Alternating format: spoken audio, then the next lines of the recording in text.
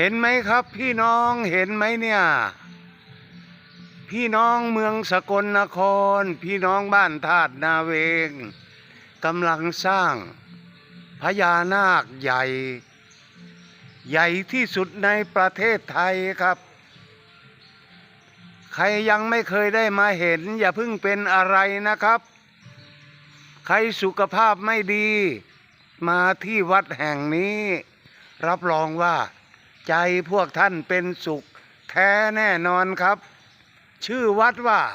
วัดอมรการามตำบลธาตุนาเวงบ้านมะขามป้อมจังหวัดสกลนครเป็นทุกข์ร้อนก็จะเย็นทันทีพ่อใหญ่บ่าวี่เชิญเด้อแต่ว่าคันมาทำบุญแล้วห้ามมาขอเอาคาทำบุญขึ้นคือเฮ็ดกันจอมพลังเด้อ